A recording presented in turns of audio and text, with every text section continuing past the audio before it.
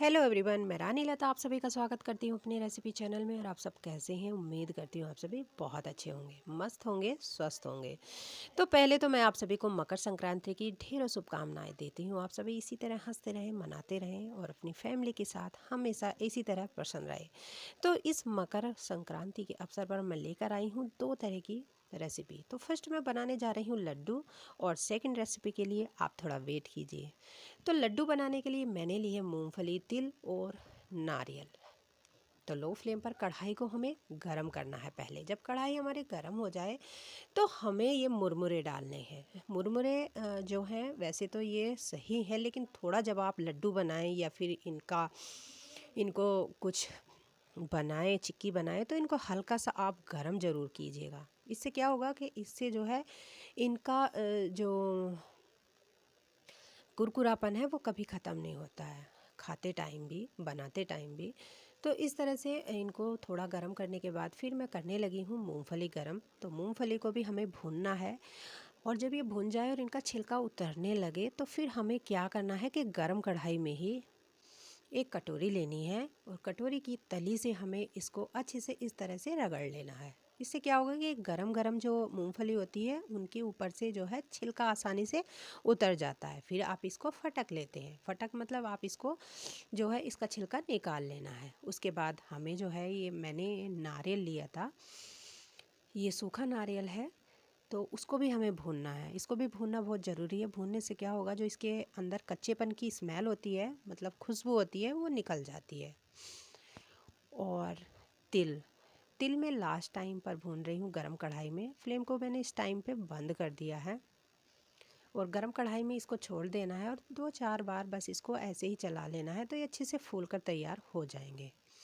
तो इन सभी dry fruits को मैंने भून लिया है। अब मैं क्या करूँगी कि इन सभी को जो पीसने वाले हैं उनको पीस लूँगी। तो मैंने यहाँ पर मूंगफली डाल दी है और तिल। मूंगफली और तिल को हमें हल्का मोटा दरदरा करके पीसना है, जिससे कि हम लड्डू बनाएं कि खाते हुए हमें अच्छे लगें। और फिर मुरमुरा मुरमुरा को भी हमें रोक रोक के चलानी है मिक्सी, बहुत कम टाइम के लिए। तो मैं यहाँ पर रोक रोक के चला रही हूँ, और मैंने जो है मुरमुरों को इस तरह से पीसा है, इनका पाउडर नहीं किया है। उसके बाद मैंने मुरमुरा पीसकर एक बड़े बर्तन में डाल लिया है। अब मेरे पास ये मूंगफली और तिल हल्के मोटे, और ये भुना हुआ सूखा नारियल, सभी चीज़ों को अच्छे से मिला लेना है। और जो ये मेरे पास सभी चीज़ों का मिक्सर है, तो ये मेरे पास 2.5 कटोरी है। 2.5 कटोरी मैंने इसको नाप लिया है। और अब इस कटोरी से, और अब मैं इसी कटोरी से गुड़ पिघलाने जा रही हूँ। तो मेरे पास आधी कटोरी से थोड़ा सा ज़्यादा गुड़ है, पौन कटोरी नहीं है, थोड़ा सा ज़्यादा है। तो हमें इसे लो फ्लेम पर गर्म कर लेना है, और जब पकने लगे तो फ्लेम को बंद कर देना है। क्योंकि हमें इसकी कोई इसको ऐसे नहीं करना है, हल्का सा गर्म करके थोड़ा सा पका लेना है, चाशनी टाइप, जो चिपकने लगे। और फिर हमें गरम गरम ही इसके लड्डू बनाने हैं। अगर ये थोड़ा सा भी ठंडा हो जाता है तो फिर इसके लड्डू नहीं बनेंगे, और ये बिखरवा हो जाएगा, फिर आपको काफ़ी मुश्किल आएगी। तो इस तरह से मैंने गरम गरम में इसको डाल दिया है, और जल्दी से मैंने इसको मिक्स किया, और फिर हल्के हाथों से मैंने इसको अच्छे से मसल लिया इस तरह से। क्योंकि काफ़ी गर्म था, फिर भी मैंने हल्के हाथों से मसल लिया, और इस तरह से मैं लड्डू बनाने लगी। तो गर्म रहेगा तो एकदम से जुड़ जाएगा, और ठंडा होने पे गुड़ जो है जुड़ेगा नहीं। तो इसलिए आप इस तरह से गरम गरम गुड़ डालकर ही मिला करके आप इस तरह से लड्डू बना सकते हैं। ये लड्डू बहुत टेस्टी लगते हैं, आप एक बार इस तरह से ट्राई ज़रूर कीजिए। तो इस तरह से मेरी ये लड्डुओं की रेसिपी बनकर तैयार हो गई, जो मकर संक्रांति पर बहुत पसंद की जाती है, और बहुत ही आसान तरीके से रेसिपी बन जाती है। तो अब मैं बनाने जा रही हूँ शक्करपारे। शक्करपारे भी बहुत ही पसंद किए जाते हैं मकर संक्रांति पर, और इनको बहुत ज़्यादा बनाया जाता है क्योंकि ये भी मीठे होते हैं। तो मैं यहाँ पर ले रही हूँ 2 कप मैदा, और मैदा में मैं अंदाजे से ही रिफाइंड ऑयल डाल रही हूँ मोइन के लिए। तो हमें ये देखना है कि हमें मैदा को अच्छे से मल लेना है, और जब इस तरह से हल्का सा लड्डू बनने लगे मैदा का बिखरवा, तो हमें और रिफाइंड नहीं डालना है, यानी कि मैदा को हमें हल्का सा गीला करना है। और अब मैं इसमें मिक्स कर रही हूँ 2 कप मैदा में 1.25 कप बूरा। आप चाहें तो यहाँ पर शुगर पाउडर ले सकते हैं। तो मैंने बूरे और रिफाइंड ऑयल, मैदा को, तीनों को अच्छे से मिक्स करने के बाद मैं यहाँ पर ले रही हूँ 1 कप दूध। और इस दूध को मैंने हल्का गुनगुना कर लिया था, क्योंकि सर्दी का मौसम है, ठंडा दूध से जो है हमारा डो अच्छे से तैयार नहीं होगा। तो थोड़ा थोड़ा डाल करके दूध को हमें एक सख्त सा इस मैदा का डो लगाना है। ऐसा लगाना है जिससे कि हम हाथ से इसको मल सकें, ज़्यादा सॉफ्ट ना रहे ये। तो इस तरह से मैदा का डो बनकर तैयार हो गया है। अब हमें इसे 20 से 25 मिनट तक रेस्ट पर रखना है। रखना बहुत ज़रूरी है। और 25 मिनट के बाद जब मैंने देखा तो हमारा जो डो है ये अच्छे से सॉफ्ट हो गया था।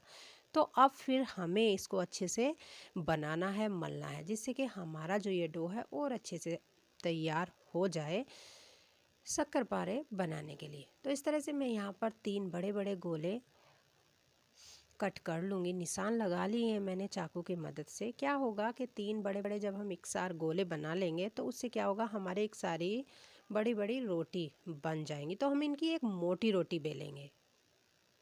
जैसे शक्करपारे आप बनाते हैं उस टाइप की हमें एक मोटी रोटी बेलनी है। तो मैंने बेली है इतनी मोटी रोटी। तो आपने इतनी मोटी रोटी बेल लेनी है। और फिर उसके बाद आप चाकू की मदद से या फिर पिज़्ज़ा कटर से आप एक सारे ये जो हैं शक्करपारे जो है बनाकर काट कर तैयार रख सकते हैं। तो अब लो फ्लेम पर मैं रख रही हूँ एक कढ़ाई। और कढ़ाई में डाल दिया है मैंने रिफ़ाइंड ऑयल। आप चाहें तो सरसों के तेल से भी इनको तल सकते हैं, लेकिन रिफ़ाइंड ऑयल से आप तलोगे तो इनका कलर बहुत अच्छा आएगा। तो मैंने यहाँ एक गोली डालकर देखी है मैदा के डो की। तो अभी तेल हमारा बहुत ज़्यादा ठंडा है। तो उसके बाद मैंने देखा जो ये गोली मैंने तार के रखी थी वो तेल के ऊपर आ गई है। तो तेल हमें ऐसा रखना है, ना गर्म ना ठंडा। इस तरह से आप देख रहे हैं। तो इस तरह से हमने तेल को गर्म रखना है। और हमें फ्लेम को मीडियम नहीं करना है, लो ही फ्लेम पर हमें इनको तलना है। धीरे धीरे इनको तलना है। और तब हमें इनको चलाना है जब ये जो है रिफाइंड ऑयल में जैसे हम इनको तल रहे हैं तो तेल से ऊपर आ जाए, तो तब हमें इनको चलाना है। तो इस तरह से धीरे धीरे इनको डीप फ्राई करना है, क्योंकि इनको अंदर से जब ये सीखेंगे तभी ये खस्ता और टेस्टी बनेंगे। इनमें एक ही हमें ध्यान रखना है कि हमें इनको लो फ्लेम पर ही डीप फ्राई करना है। तो इस तरह से धीरे धीरे हमारे जो हैं ये शक्करपारे बनकर तैयार हो रहे हैं। तो इस तरह से जब ये गोल्डन ब्राउन हो जाए तो तब आप इनको निकाल लें एक बर्तन में। तो इस तरह से मैं सभी को एक साथ निकाल रही हूँ। और इसी तरह से मैं सारे शक्करपारे बनाकर तैयार कर लूँगी।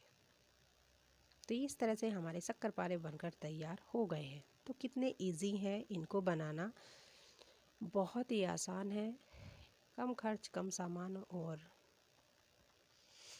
बहुत ही टेस्टी रेसिपी है। ये बच्चों से बड़ों तक बहुत पसंद आएगी। तो इस तरह से हमारे शक्करपारे भी बनकर तैयार, बहुत ही खस्ता, खाने में टेस्टी, और आप सभी जानते हैं कि बनाने में भी बहुत आसान है। और मैं आपको एक तोड़कर दिखा रही हूँ कि इस तरह से मुंह में बिखर जाएंगे, तब आप इनको खाएंगे पता नहीं चलेगा कि ये किस चीज़ से बने हैं। तो इस तरह से 2 रेसिपी बनकर तैयार की है मैंने इस मकर संक्रांति पर। एक मीठे शक्करपारे और दूसरे ये मिक्स लड्डू जो मकर संक्रांति पर बनाए जाती हैं, ये 2 फेमस स्वीट। तो इस तरह से मैंने इनको ठंडा कर लिया है। और ठंडा करने के बाद स्टोर कर रही हूँ मैं एक डब्बे में। तो आप सब भी इस तरह से बनाइएगा और पूरी जनवरी आप शांति से बैठकर खाइएगा, स्टोर कीजिएगा। ये ख़राब नहीं होते हैं, बहुत टेस्टी लगते हैं और बहुत ही आसान तरीके से रेसिपी बन जाती है। तो अगर आप सभी को मेरी रेसिपी पसंद आती है तो प्लीज़ एक लाइक ज़रूर करें। और अगर आपको पसंद नहीं आती है तो आप कमेंट ज़रूर करें। तो प्लीज़ आप सभी के एक कमेंट और एक लाइक से मुझे बहुत हौसला मिलता है। तो प्लीज़ लाइक शेयर सब्सक्राइब और कमेंट करना ना भूलें। मिलती हूँ एक न्यू रेसिपी के साथ। रखिए अपना ढेर सारा ख्याल। तब तक के लिए बाय बाय।